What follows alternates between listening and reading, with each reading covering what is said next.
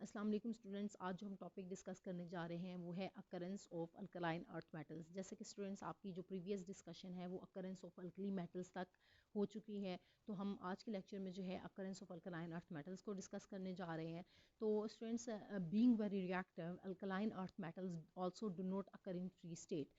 तो alkaline earth metals की अगर हम प्रॉपर्टी वैसे देखें, नेचर को देखें, तो ये बहुत रिएक्टिव होते हैं। ठीक है, तो रिएक्टिव होने की वजह से क्या है कि ये फ्री स्टेट में जो है नेचर में एग्जिस्ट नहीं करते, यानी कि ये रिएक्ट होने की वजह से, यानी कि दूसरे कंपाउंड्स के साथ ये रिएक्ट कर जाएंगे और इनकी इस रिएक्टिविटी की वजह से जो है ये फ्री स्टेट में नहीं होंगे, बल्कि किस फॉर्म में पाए जाते हैं, कंबाइंड फॉर्म में पाए जाएंगे, कंबाइंड फॉर्म में। So the compounds of these metals occur widely in nature, तो इसीलिए जो इसके कंपाउंड्स हैं बहुत ज़्यादा नेचर में मौजूद होंगे। और आपको बता दूं यहाँ पर कि अल्कलाइन अर्थ मेटल्स में आपके पास आ जाते हैं बेरिलियम, ठीक है, बेरिलियम, मैग्नीशियम, कैल्शियम, बेरियम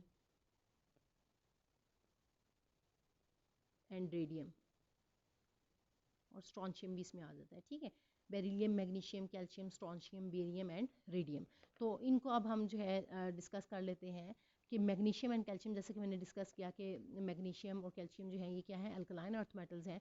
तो इनकी जो है नेचर को देखते हैं कि ये जो है अल्कलाइन अर्थ मेटल्स जो हैं वो नेचर में किस तरह से पाए जाते हैं, अबंडेंटली पाए जाते हैं, कम होते हैं या ज़्यादा होते हैं, इसको देखते हैं। ठीक है, तो मैग्नीशियम एंड कैल्शियम को आप देखें तो magnesium and calcium are very abundant in earth crust. अब बहुत ज़्यादा जो है वो जो अल्कलाइन अर्थ मेटल्स में जो मौजूद होते हैं उनमें मैग्नीशियम और कैल्शियम जो है जो कि अर्थ क्रस्ट में बहुत ज़्यादा पाया जाता है, वो क्या है, that is they are very abundant. Abundant का मतलब होता है बहुत ज़्यादा। ठीक है, so the outer portion of earth was originally in the form of silicates, ठीक है, and alumino silicates of alkaline earth metals. तो जो आउटर पोर्शन जो है अर्थ का बना हुआ वो किस फॉर्म में है, सिलिकेट्स की फॉर्म में है, और आप कहते हैं एल्यूमिनो सिलिकेट्स की फॉर्म में of alkaline earth metals. So magnesium and calcium with sodium and potassium are present in the rocks as cations.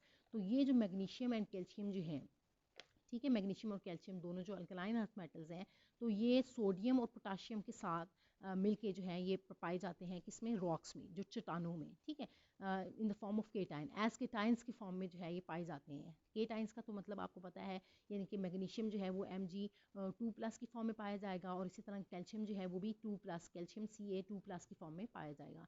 तो ये केटाइन की फॉर्म में जो है वो रॉक्स में जो है ये मौजूद होते हैं। ठीक है, सो मैग्नीशियम हेलाइड्स, अब मैग्नीशियम हेलाइड्स की अगर हम बात करें तो मैग्नीशियम जो है वो केटाइंस की फॉर्म में तो मौजूद होगा, लेकिन मैग्नीशियम जो है वो मैग्नीशियम हेलाइड्स की फॉर्म में जो है पाया जाता है। कहाँ पर पाया जाता है, अब उसकी अकरेंस को देखें तो magnesium halides are found in sea water, ये सी वाटर में मौजूद है। ठीक है, magnesium is an essential constituent of chlorophyll, और इसके अलावा जो क्लोरोफिल है, क्लोरोफिल जो कि प्लांट्स में मौजूद होता है, जो कि green part of the plant है, जो कि फोटोसिंथेसिस के लिए रिस्पॉन्सिबल होता है, तो वो क्लोरोफिल जो है अगर आप इसको देखें तो इसमें जो सेंटर में मैग्नीशियम एटम जो है वो मौजूद होता है। ठीक है, मैग्नीशियम जो है वो सेंट्रल एटम होता है। तो मैग्नीशियम हेलाइड की मैग्नीशियम हेलाइड का तो बताया मैंने आपको कि they are found in sea water.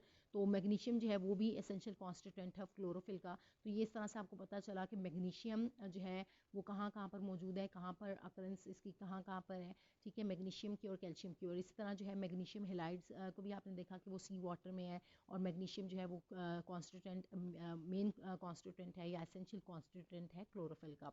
Next जो है कैल्शियम जो है कैल्शियम फॉस्फेट की बात करें, जैसे कि मैग्नीशियम हेलाइड्स की हमने बात की, मैग्नीशियम जो है in the form of halides भी मौजूद है। इसी तरह जो कैल्शियम है वो कैल्शियम फॉस्फेट्स की फॉर्म में भी मौजूद है, और कैल्शियम फ्लोराइड की फॉर्म में भी। तो कैल्शियम फॉस्फेट जिसका फॉर्मूला क्या है, Ca3PO4 whole twice, and calcium fluoride जिसका फॉर्मूला क्या है, CaF2, calcium fluoride that is CaF2, जो कि आपकी टूथपेस्ट वगैरह में भी पाया जाता है। ठीक है, so they are also found as minerals, तो ये मिनरल्स की फॉर्म में मौजूद होते हैं। मिनरल्स क्या होते हैं, जो कि मादनियात हैं, ठीक है, जो कि आपके लिए बहुत इंपॉर्टेंट होते हैं।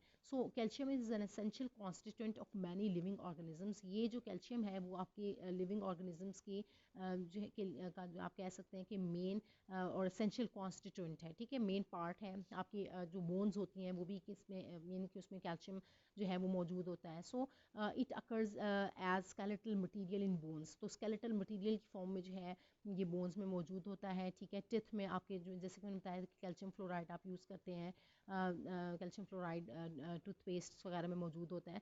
सो टिथ में भी जो है वो कैल्शियम होता है, ठीक है। इसके अलावा सी शेल्स जो होती हैं उसमें, इसके अलावा एग शेल्स जो होती हैं तो उसमें जो है ये मौजूद होता है कैल्शियम जो है, ठीक है। तो ये हमने जो है कैल्शियम को डिस्कस किया कि कैल्शियम जो है वो उसकी occurrence as an alkaline earth metal वो कहाँ कहाँ पर मौजूद होता है और किस तरह से उसकी जो मेजर कॉन्स्टिट्यूएंट यानी कि हमारे लिविंग ऑर्गेनिज्म में जो है उसका क्या रोल है, ठीक है।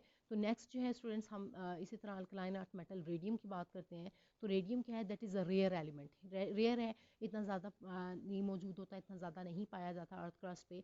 So it is of great interest because of its radio active nature. और इसको हम इसमें ज़्यादा इंटरेस्ट क्यों ले रहे होते हैं, क्योंकि इसकी रेडियो एक्टिव नेचर की वजह से। रेडियो एक्टिव नेचर की मतलब क्या है कि रेडियो एक्टिव मतलब कि जिसमें से रेडिएशंस इमिट हों, ठीक है। तो रेडिएशंस, रेडियो एक्टिव मतलब इनकी जो रेडिएशंस इमिट कर रहा होता है उसको हम कहते हैं कि वो सब्सटेंस या वो एलिमेंट क्या है, रेडियो एक्टिव है, रेडिएशन एमिटर, ठीक है। जो रेडिएशंस को एमिट करें, जिसमें से रेज वगैरह जो है इमिट हो रही हों, तो उसको हम कहते हैं कि वो रेडिएशन इमिटर है और आप कहते हो कि रेडियो एक्टिव है। तो इसी वजह से अब ये जो रेडियम एलिमेंट है ये रेयर एलिमेंट है और ये रेडिएशन इमिट करता है। सो इसी वजह से हम कहते हैं कि इसकी जो है रेडियो एक्टिव नेचर है और इसीलिए ये हमारे लिए जो है वो मेन इंटरेस्ट हमारा इसमें इसलिए है क्योंकि ये रेडियो एक्टिव नेचर होने की वजह से।